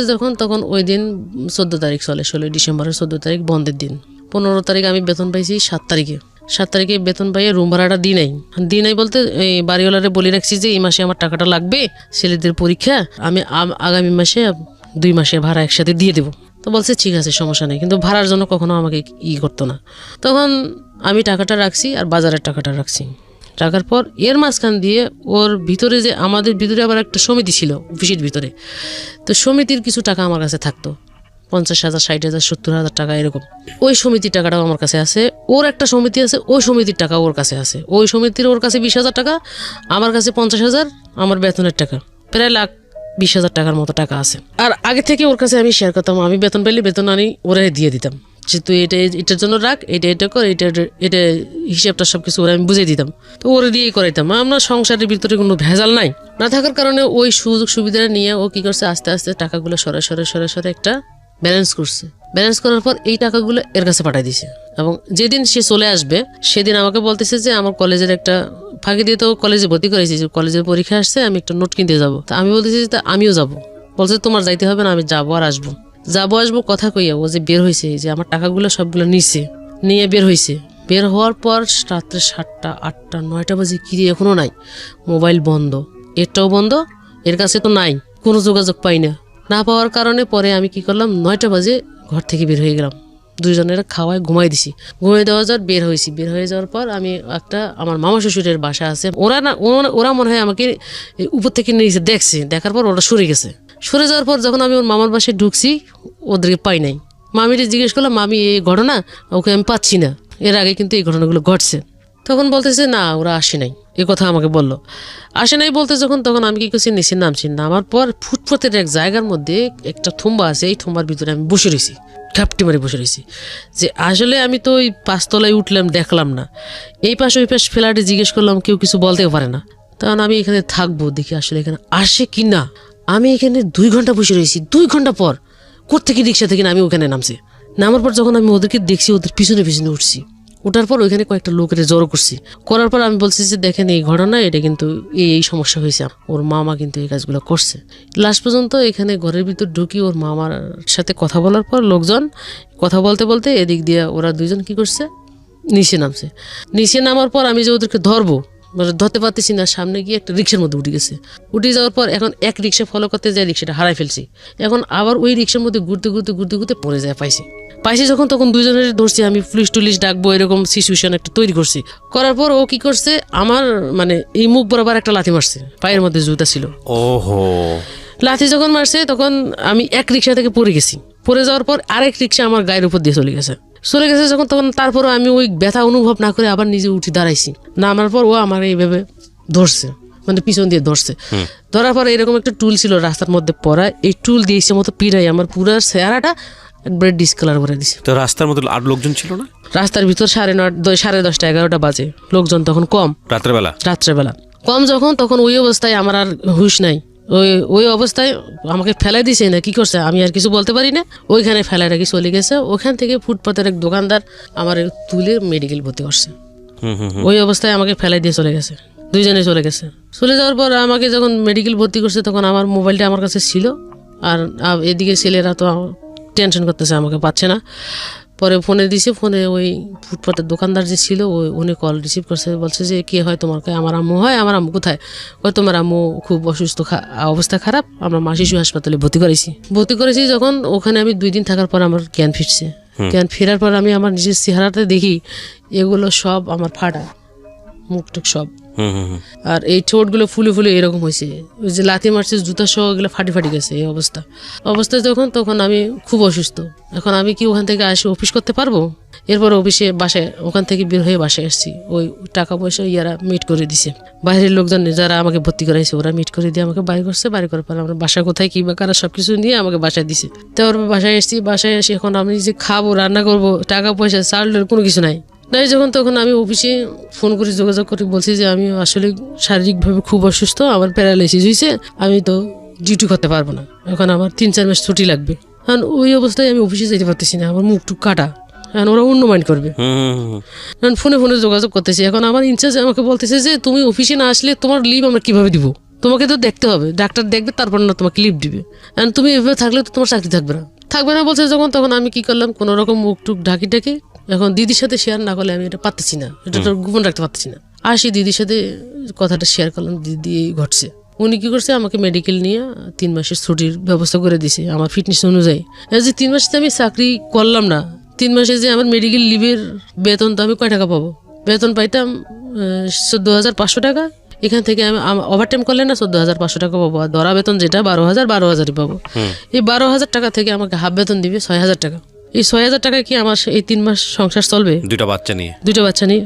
তারপরে আমি কি করলাম, মোবাইল ফোনের মাধ্যমে ওর সাথে যোগাযোগ করতে চাচ্ছি যে যা হওয়ার যা করার করছো, আমি সবকিছু মানিয়ে নিলাম। এখন তো আমার ছেলে দুটো মানুষ করতে হবে, পড়ালেখা করতে হবে, খাওয়া থাকা সবকিছু মিলে। টাকা পয়সা দাও, টাকা পয়সা দিবে না, কোনো কিছু দিবে না। না দেওয়ার পর আমি 3-4 মাস ওর সাথে যোগাযোগ অবস্থায় থাকলাম, কোনো টাকা পয়সা কোনোভাবে নিতে পারলাম না। এমনও দিন গেছে আমরা 3-4 দিন না খাই রয়েছি। ওই সময়টা 3 মাস অনেক কষ্ট গেছে। সামনের এক দোকানদারও বুঝতে পারছে, বুঝার পর উনি আমার 3 মাসের বাজার খরচ আমার ঘরের ভিতর দিয়ে গেছে। এর ফাঁকে দিয়ে আমি সুস্থ হয়ে কোনো রকম আস্তে আস্তে 3 মাস পর আমি চাকরিটা স্টার্ট করি। আমার 3 মাসে 3-5-15,000 টাকার রুম ভাড়া বাকি হয়ে গেছে। এখন আমি কি ছেলে পড়ালেখা করাবো, না খাবো, না চলবো, কোন দিকে যাব? লাস্ট পর্যন্ত ছেলেরে বললাম তোর আব্বুর সাথে যোগাযোগ কর। মোবাইল করছে, কয় কে তুমি? কাউরে চিনি না। কয় আমি তোমার ছেলে বলছি, কয় আমার কোনো ছেলে নাই। টোটালি এসে অস্বীকার করছে। আমি এখন কি করব? ওইখানকার 13-14,000 টাকা দিয়েও আমার সংসার চলবে না। পরে আমি আবার চাকরি চেঞ্জ করার সিদ্ধান্ত নেওয়ার পর ওই 3 মাস আমার খুব কষ্ট গেছে, যেটা আমি কাউকে বলতে পারবো না। আমার অসুস্থ চিকিৎসার টাকা নেই, আমার খাওয়ার টাকা নেই, আমার ঘর ভাড়ার টাকা নেই, কোনো কিছু নেই আমার কাছে। এরপর ওই এলাকার মানুষ যতটুকু পারছে আমাকে সহযোগিতা করছে, পাশের রুমের ভাবি যতটুকু পারছে আমাকে সহযোগিতা করছে। আপনি পুলিশের কাছে যাননি কেন ওই সময়টাতে? এখন আমি নিজে খাইতে পারি না, পুলিশের কাছে গেলে আমার থেকে টাকা চাইবো, আমি টাকা কোথেকে দিব? মামলা করতে গেলে আমার কাছে টাকা চাইবো, আমি টাকা কোথেকে দেবো? আমার তো নিজের খাওয়ার কিছু নাই। অফিসে আসি আমার ম্যানেজারকে বলছি আমি তো এখানে 5 বছর হয়েছি চাকরি করছি, আমার টাকা পয়সার সমস্যা আছে, আমি রিজেন দিই আমার যে ফান্ডের টাকাগুলো আছে ওগুলো আমার দিয়ে দেন, দরকার হলে আপনি আমাকে রিজয়েন করেন। উনি বলতেছে এরকম সিস্টেম নেই, আমরা এটা করতে পারবো না। সিস্টেম আছে কিন্তু ওনারা করতেছে না, মানে আমাকে ছাড়তে চাচ্ছে না, আমার কাজের জন্য আমাকে ছাড়তে চাচ্ছে না, কিন্তু আমাকে টাকাটা দিবে না। পরে ওই আমার ইনচার্জ বললো যে আমরা তোমাকে সবাই মিলে একটা সহযোগিতা করি, আপাতত তুমি এটা দিয়ে চলো। ওরা সবাই কী করছে, সবাই ভিতরে ভিতরে টাকা কালেকশন করছে। টাকা কালেকশন করে ওরা আমাকে 10,000 টাকা দিয়েছে। 10,000 টাকা দেওয়ার পর এদিকে জমিদার বাড়িওয়ালা বুঝতে পারতেছে যে আমার তো আর কিছু নাই, আমি অথবা রুম ভাড়া না দিয়ে যদি পালাই যাই তখন আমার কই পাইব। বাসা ভাড়ার জন্য প্রেশার দেওয়া শুরু করে দিয়েছে। এরা এদিক সেদিক অনেকজন অনেক কিছু বলতেছে। তখন আমি বলছি যে আমার একটু সময় দেন, আমি আপনার টাকাটা ব্যবস্থা করে দিব। পরে ওখান থেকে 10,000 টাকা দিচ্ছি। 10,000 টাকা আমি রুম ভাড়ার টাকাটা দিয়ে দিছি, আরও 5,000 টাকা পাও না, আবার রানিং ভাড়ার টাকা যখন তখন আমি এদিকে হাল ছাড়ি দিনে চেষ্টা করতেছি যে আমি একটা সমাধান করে কিনা বা একটা ইয়ে করে কিনা। না করার পর তখন আমি আমারও ওদের বাড়িতে যোগাযোগ করলাম। সব কিছু আমরা এত ভাঙি বললে চলবে না, আমাকে এখন শক্ত হয়ে দাঁড়াইতে হবে, নিজে নিজে করতে হবে। এখন ওর আশা ওদিকে বাদ দিয়ে অফিসে যাওয়া শুরু করি। পরের মাসে বেতন পেলাম, মানে 8,500 টাকা অ্যাবসেন্ট করার পর। এই টাকা দিয়ে রুম ভাড়ার টাকাটা দিয়ে দিছি।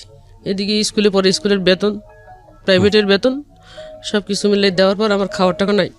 বললাম যে আপনি আমাকে দোকানে 2 মাস বাকি খরচ চালান, আর আমি অন্য একটা চাকরির ব্যবস্থা করতেছি, যদি বাড়তি বেতন পাই টাকাটা আপনার একবারে দিয়ে দিব, সমস্যা তারা আমার একসাথে থাকবে না। এখন সমাপনী পরীক্ষা দিয়েছি, পরীক্ষা দেওয়ার পর রেজাল্ট বের হয়েছে, A+ পাইছে। এখন পরবর্তী টাইমে ছেলেটি 6 ভর্তি করাবো, আমার তো টাকা লাগবে, 6 দিব কোথায়? আমি এখন ওই সময়ের মধ্যে ছেলের মাথায় একটা টেনশন ঢুকে গেছে।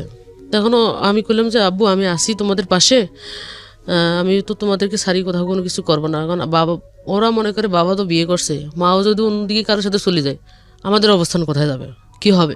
তখন ওকে বুঝাই সুঝে বললাম যে তুমি পড়ালেখা করো, আমি তোমার সাপোর্ট দিব, আমি তোমাকে টাকা দিতে পারবো কিন্তু সময় দিতে পারবো না। এখন তোমরা তোমাদের মতো করে তৈরি হও। বলার পর এই ছেলে কী করলো, আমাদের গার্মেন্টসের ভিতরে চাকরি করি, ওখান থেকে আমার একটা কমিশন আছে। যখন ওখানে সবার বেতন আসে, ভর্তির বেতন 10,000 টাকা, আমার থেকে নিবি 7,000 টাকা, 3,000 টাকা আমি ওখান থেকে ছাড় পাবো। আর মাসিক বেতন আছে 850 টাকা, ওখান থেকে আমি 375 টাকা বেতন দেবো মাসিক, ওখান থেকে ছাড় পাবো। তো এটার জন্য করতে হবে আমার ওখানকার অফিসের একটা প্রত্যয়নপত্র আছে, ওইটা এই সাইড থেকে সিল ছাড় করে লিখিত দিয়ে ওই অফিসের কাগজটা ওই স্কুলে জমা দিতে হয়, তাহলে ওই টাকাগুলো থেকে আমি ছাড় পাই। তা আমার একটা সুবিধা যেহেতু আছে, সেহেতু একটা ব্যবস্থা হবেই। যখন তখন ছেলের বললাম, ছেলে ওখানে রিটার্ন পরীক্ষা দিতে হবে, রিটার্ন পরীক্ষা টিকলে নিবে না টিকলে নিবে না। তো রিটার্ন পরীক্ষাতে কোনো রকম কষ্ট করে ওকে শো করাইলাম, শো করানোর পর রিটার্ন পরীক্ষা টিকলো না টিকার কারণে আমি কইছি যে স্কুল ভালো, পড়ালেখা ভালো। কারণ আমি কইছি যে নাম করা একটা স্কুল থেকে যেন আমার ছেলেপেলে পড়ালেখা করে বাইরে হইতে পারে, এরকম সাহস একটা নিয়েছি, পদক্ষেপ নিয়েছি। এখন এর পরিবর্তে যদি আমার খারাপ কাজও করতে হয় আমি করব, এরকম একটা সাহস নিছি। নেওয়ার পর আমি কি করলাম, ওখানে এই জিএমের সাথে যোগাযোগ করার পর বলতেছে যে আসলে সময়টা মানে 2 দিন আগে যদি আসতেন তাহলে আমি এটা করে দিতে পারতাম, আপনি আপাতত 1 বছরটা লস করেন, পরের বছরে আপনি দেন। আমি কোনো লস করতে পারবো না, বয়স তো কমবে না, বাড়বে।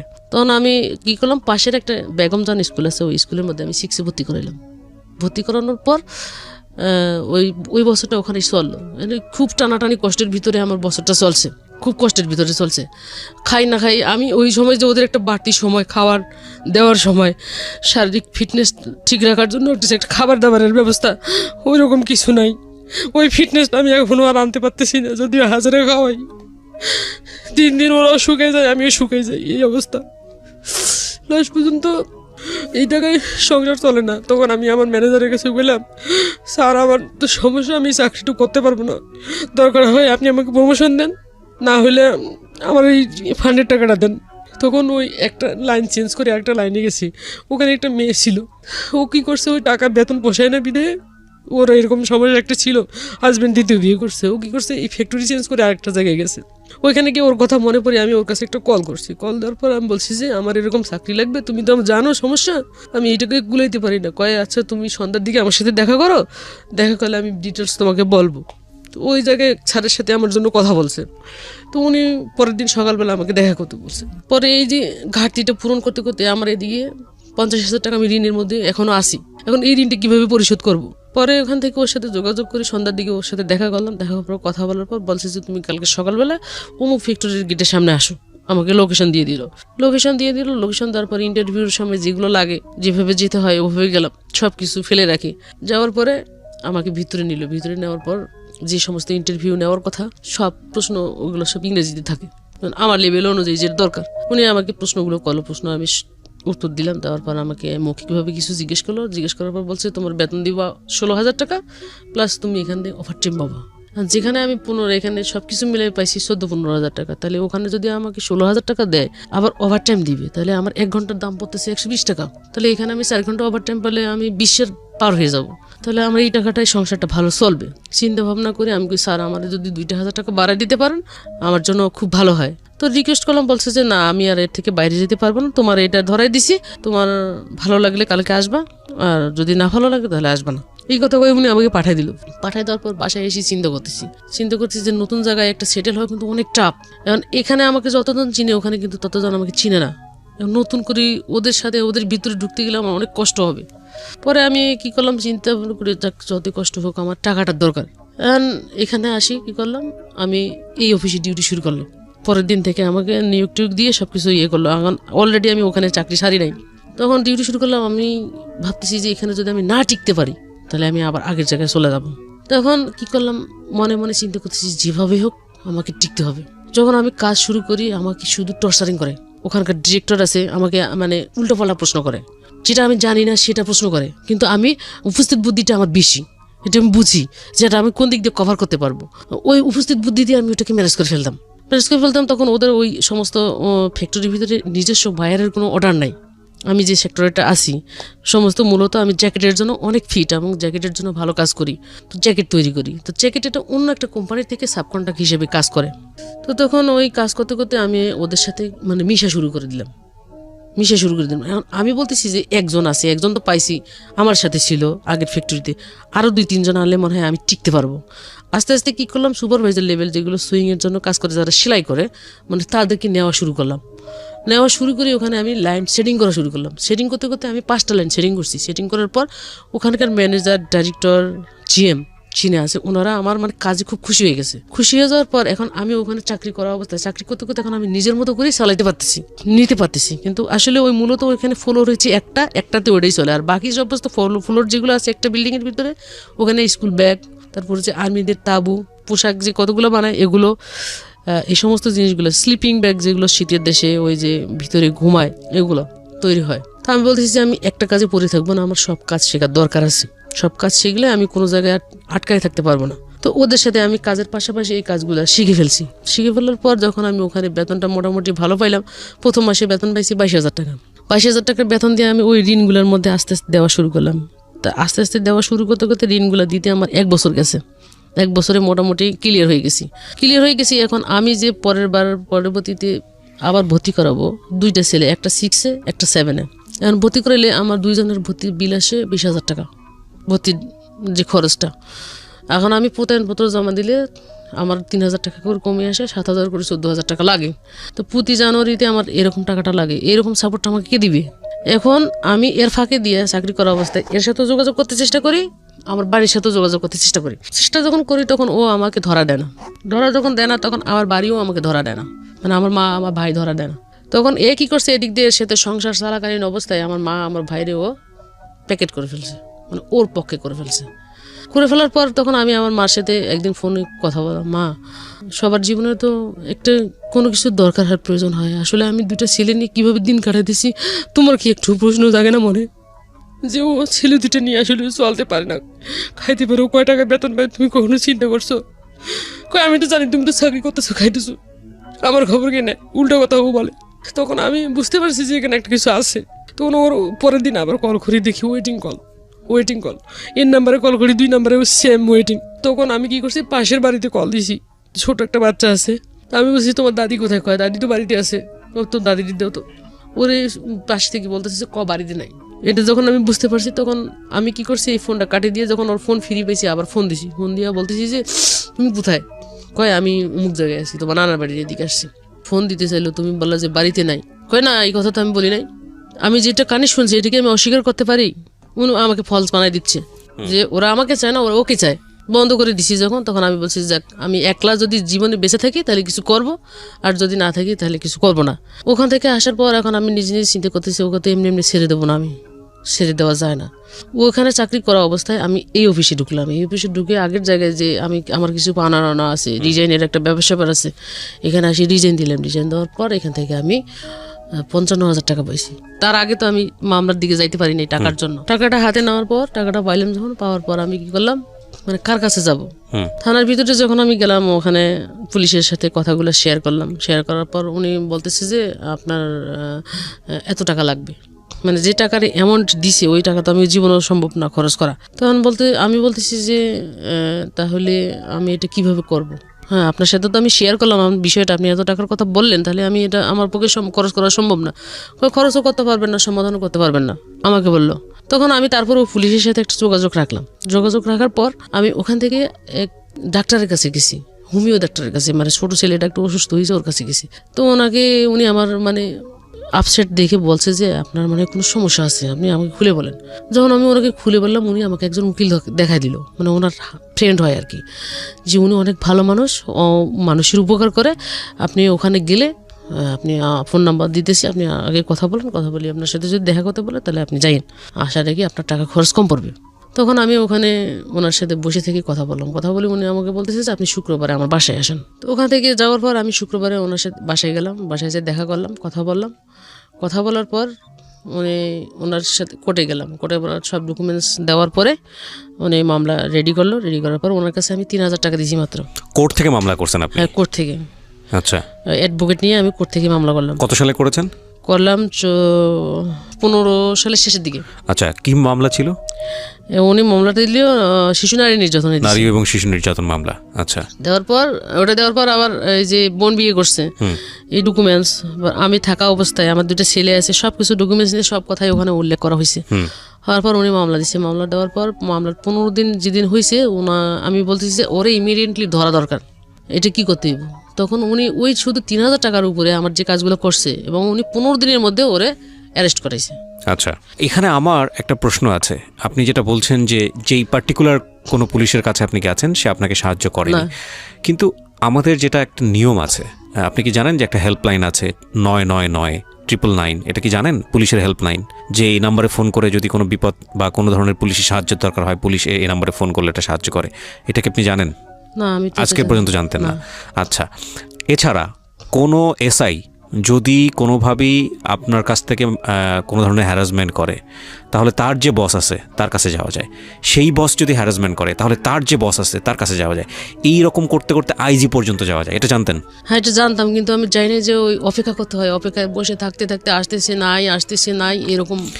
এখানে আমি শুধু একটা লাইনভাবে যোগ করতে চাই যে সিস্টেমের মধ্যে কোনো না কোনো প্রবলেম থাকাটা মানে হচ্ছে পুরো সিস্টেমটাই করাপ্ট, এটা না। হ্যাঁ, সেবাটা আমাদের পাওয়া অধিকার, সেবাটা পাওয়া আমাদের অধিকার, সেবাটা পাই না। কিন্তু এই যে ইনফরমেশনটা, এটা যদি আপনার জানা থাকতো, তাহলে হয়তো এই হ্যারাসমেন্ট আপনি পড়তেন না। আপনি যদি 999 ফোন করে ওই পুলিশের এগেনিস্টে যদি আপনি অভিযোগ করতেন, হ্যাঁ, বা পুলিশের এগেনিস্টে কীভাবে অভিযোগ করা যায় সেই জায়গাগুলো যদি আপনার জানা থাকতো, আপনি যদি তাকে বলতেন যে আমি একজন মানবাধিকার কর্মী হিসেবে কাজ করেছি, আমি এটা করেছি ওটা করেছি।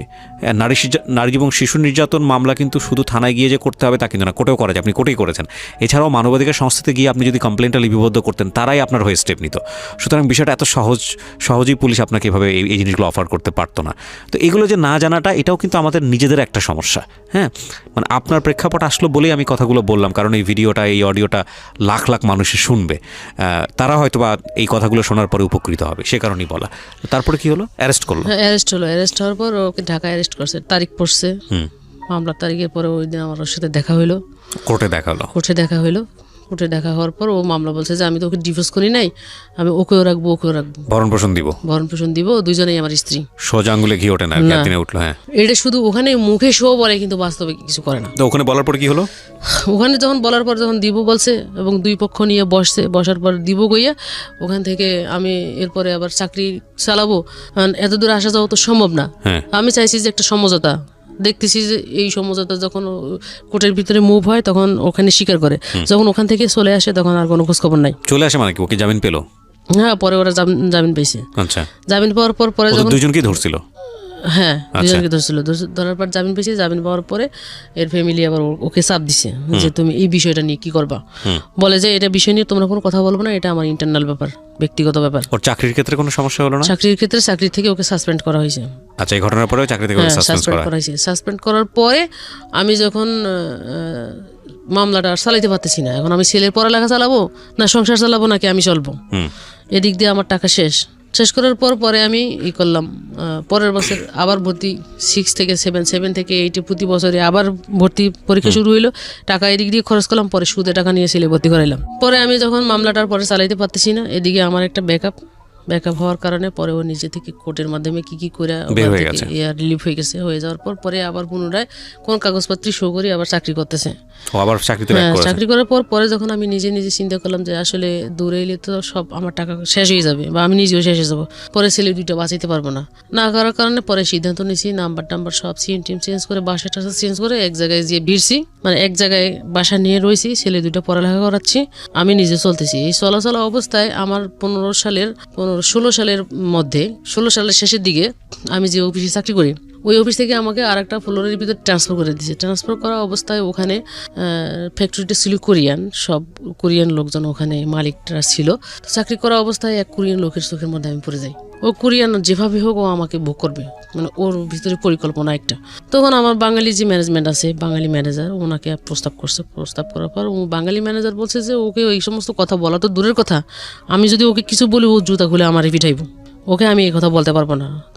যদি তুমি বলতে না পারো তুমিও চাকরি করতে পারবে না। ওনার উপর একটা প্রেশার যখন আসছে তখন উনি আমাকে রুমের ভিতর ডাকে নিয়ে কথাটা আমাকে বলছে। আমি বলছি যে দেখেন আমার জীবনে যাই হোক, যা কিছু হোক না কেন, যতই ঝড় যাক না কেন, আমি আমার ক্যারেক্টার খারাপ করব না। যদি আমার চাকরি না থাকবে, যদি আল্লাহ আমাকে চালায় আমি সেভাবেই চলবো।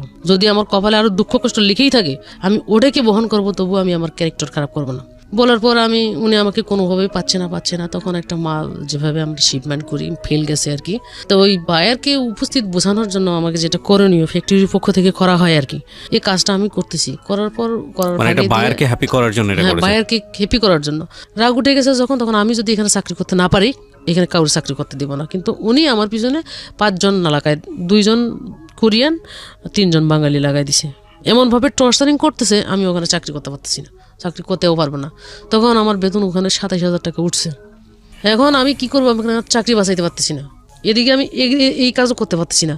তখন আমার মাথা গরম হয়ে গেছে। পরে আমি কার্টুনের চিপের ভিতরে 2 জনের শার্টের কলার ধাম করে ধরে 2 জনের ঘুষির উপর ঘুষি মারছি। ঘুষি মারার পর ওরা যখন 3 জন আমাকে ধরতে আসছে, এই পিছন দিয়ে পা দিয়ে আমি লাথি মারছি। লাথি মারার পর এখান থেকে আমাকে ওই সাইড থেকে এক মহিলা আনার পর আমাকে ওখান থেকে সরে নেওয়ার পর আমি বলছি যে আমি এখানে চাকরি যদি করতে না পারি, ওরা 5 জনও চাকরি করতে পারবে না এখানে। আর ওরা 5 জন যদি চাকরি করে তাহলে আমি এখানে চাকরি করবো, নইলে আমি কারোর চাকরি করতে দিব না। চাকরি ওই দিন ওই 5 জনেরও শেষ, আমারটাও শেষ। চাকরি ছাড়িয়ে দিলাম। ছাড়িয়ে দেওয়ার পর আমি ওখান থেকে ডিজাইন দিয়ে টাকা পাইছি 38,000 টাকা পাইছি। 38,000 টাকা। এখন আমি আরেকটা চাকরি ধরতে গেলে যে আমার ব্যালেন্স লাগবে, আমি তো ওই মাসে আর চাকরি পাবো না, বা আজকে যোগাযোগ করলে আজকে চাকরি পাবো না, এরকম। তখন আমি কি করলাম, ওখান থেকে বের হয়ে আসি, বিভিন্ন জায়গায় বিভিন্ন নেটওয়ার্কে আমি কল করা শুরু করে দিলাম, ফোন করা শুরু করে দিলাম। তখন আমাকে লোকেশন দিচ্ছে, অমুক ফ্যাক্টরিতে আসো, এখানে লোক নেবে, ওখানে লোক নেবে, এরকম কথা বলতেছে। কথা বলার পর আমি যাচ্ছি ফ্যাক্টরিতে, যাচ্ছি, ইন্টারভিউতে শো করতেছি, ইন্টারভিউ দিচ্ছি। ইন্টারভিউ দেওয়ার পর আমাকে জয়েনিং ডেট দিচ্ছে, 2 তারিখে তুমি জয়েন করবা। কিন্তু 1 তারিখে আমার কাছে জিএমরা যারা আছে, ভালো পজিশনের লোকেরা যারা আছে, এরা আমাকে কল করতেছে, তুমি আমার বাসায় একটু আসতে পারবা। আমার সাথে ফ্যাক্টরির সাথে সম্পর্ক হচ্ছে, আমি কাজের জন্য গেছি, ইন্টারভিউ ফেস করছি, আমি ওখানে চাকরি করব। আপনি আমাকে ইন্টারভিউ নিছেন, পরীক্ষা দিতে হয়েছে, আপনি আমাকে মার্ক করছেন, যেখানে আমি সিলেক্টেড হয়েছি সেখানে আপনি কেন আমাকে রাত্রে বেলা আপনার বাসায় ডাকতেছেন? আপনার চাকরি আমার লাগবে না, আমি আপনার চাকরি করবো না। জয়েনিং ডেট দিয়েছে আমার 2 তারিখে সেখানে জয়েন করার কথা, আমি জয়েন করি নাই। না করার পরে আমি 2 মাস জবলেস থাকলাম, আবার একটা কষ্টের ভিতরে পড়ে যাচ্ছি। 2 মাস চাকরি না থাকা, আমি এখন এইদিকে থাকা খাওয়া সমস্যা হয়ে যাওয়ার পর আমি কি করলাম, এক কোরিয়ান ম্যাডামরে পাইছি।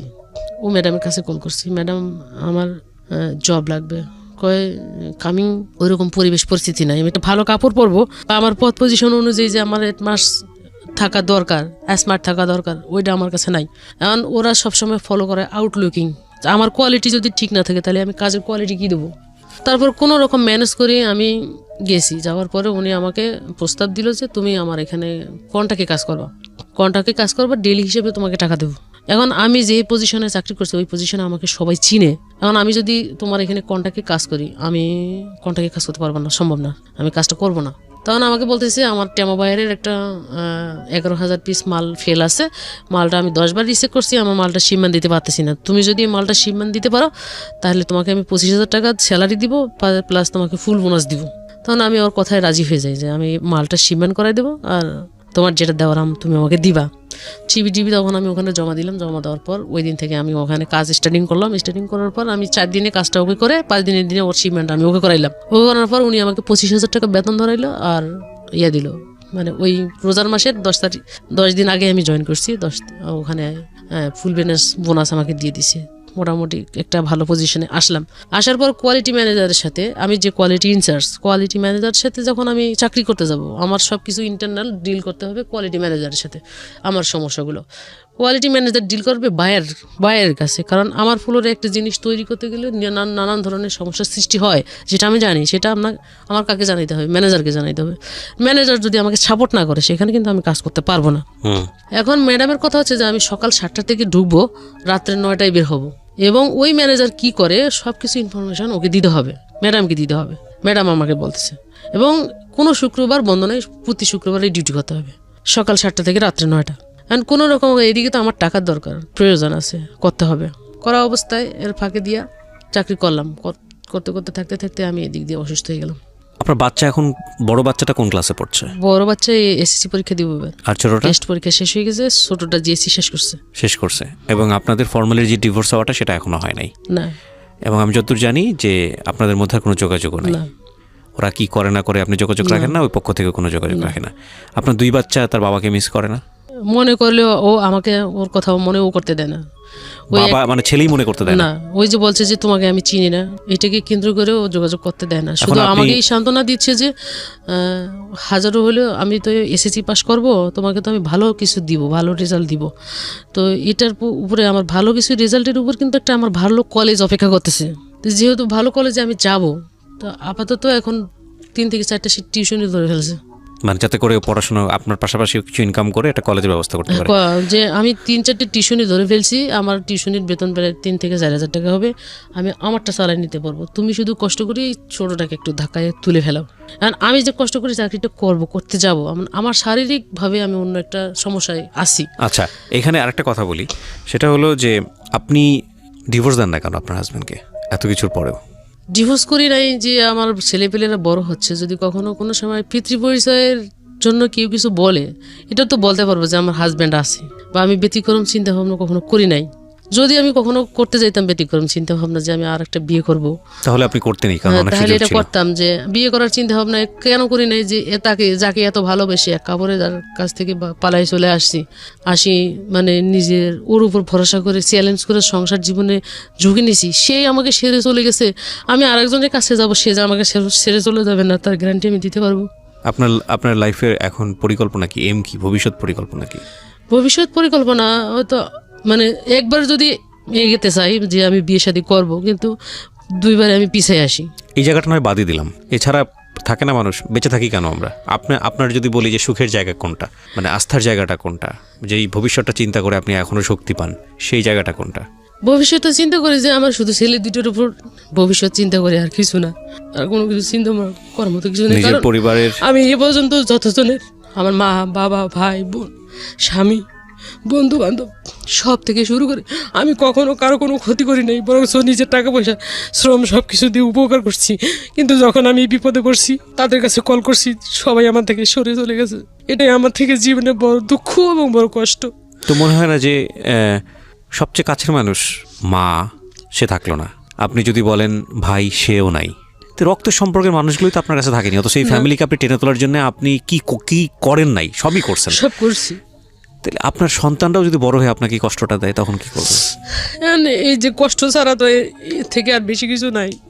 এখন আমি কার উপর ডিপেন্ডেন্ট করে আর একটা জীবনের সাথে জড়াবো যে সে আমাকে ভালোবাসবে বা ভালোবাসা দিবে? আমি সত্যি বলতে আমি প্রকৃত ভালোবাসা আমি কারো থেকে পাই নাই। আমার ভিতর কাঁদে যে আমি একটা ভালো মানুষ পাবো বা কাউকে ভালোবাসবো, কেউ আমাকে আমার মতো করে ভালোবাসবে, এটার জন্য আমি খুব মিস করি। এখানে আজকের এই গল্পটা না, মানে 2 দিক থেকে খুব গুরুত্বপূর্ণ। একটা হচ্ছে যে একটা মেয়ে, আমাদের সমাজের একটা নারী কতটা ফাইট করে দেখেন, কন্যা থাকা অবস্থায়, জায়া থাকা অবস্থায় এবং জননী থাকা অবস্থায়। এই ভদ্রমহিলা রাইট নাও 36 ইয়ার্স, যদি ভুল না বলে থাকি, 36 বছরই তো বলেছিলেন প্রথম দিকে। 36 বছর বয়সে তার জীবনে পাওয়া বলতে কিছুই নাই এই দুইটা সন্তান ছাড়া। এবং এই দুটো সন্তানের, আমি যে বললাম না দুটো অ্যাঙ্গেলের গল্প আজকে, সেটা হচ্ছে যে আপনি নারীদেরকে কেন বেশি করে সম্মান করবেন সেটা জানা দরকার। এই মহিলাটা কিচ্ছু চায় না, কষ্ট করে শুধু রুটি রুজি দিয়ে তার দুটো সন্তানকে মানুষ করবে, সেখানেও কত প্রতিবন্ধকতা, এবং এই জন্য এদেরকে বেশি বেশি সম্মান করা উচিত। আর আরেকটা জায়গা, যে জায়গাটা হচ্ছে হলো এনার 2 সন্তান। এই 2 সন্তানকে আজকের এই গল্পটা, আমি জানি না আপনার সন্তানকে আপনি কখনো এগুলো বিস্তারিত বলেছেন, কখনো কাছে বসিয়ে বলা হয়েছে, সেই সুযোগটা পেয়েছেন? না, কখনো বলা বলি নাই। আমি শুধু বলছি যে তোমরা আমার কখনো কোনো বিষয়ে চিন্তা ভাবনা করবে না, তোমাদের পড়ালেখা তোমরা চালাই যাও, টাকা আমি যেভাবে আমার ভিক্ষা করা লাগলে করব, কাজ করতে হলে ডেইলি কাজ করা লাগলে কাজ করব, কাজ করে তোমাদের টাকা পয়সা রুজি করে আমি তোমাদের পড়ালেখা চালাবো। এই গল্পটা তোমাদের দুজনের জন্য, বিশেষ করে তোমরা যে 2 ভাই আছো, তোমরা একটু মনোযোগ দিয়ে শুনো। কারণ with the name of almighty Allah, মানে আল্লাহ তো কাউকে ফেলে দেন না, সেই অর্থে বলছি আর কি, যে আল্লাহর পরে তোমরা হচ্ছে 2 জন, যেই 2 জনই হচ্ছে ওনার শেষ আশ্রয়স্থল। ওনার জীবনে যদি কোনো কারো কাছ থেকে যদি প্রত্যাশার কোনো কিছু বাকি থাকে, যে আমার এই 2 সন্তান, এই 2 সন্তানের কাছ থেকে অন্তত আমি আমৃত্যু ভালো ব্যবহার এক্সপেক্ট করি। সো এই গল্পটা আমার মনে হয় সাধারণ মানুষের যতটুকু শোনা প্রয়োজন, তার চেয়ে বেশি শোনা তোমাদের 2 জনের বেশি প্রয়োজন, যাতে করে তোমরা তোমার মার প্রতি মানে যথেষ্ট সম্মানের ব্যবহারটুকু করতে পারো। আমি অন্তর থেকে ধন্যবাদ জানাই, স্যালুট জানাই যে আপনি চট্টগ্রাম থেকে কষ্ট করে আজকে এখানে এসেছেন ঢাকার স্টুডিওতে। আপনি লাখ লাখ মানুষকে নিজের গল্পটা বললেন, এবং অনেক মানুষই আপনার এই গল্প দেখে কাঁদবে, অনেক মানুষই আপনার এই গল্প দেখে শিখবে, শুনবে। তারপর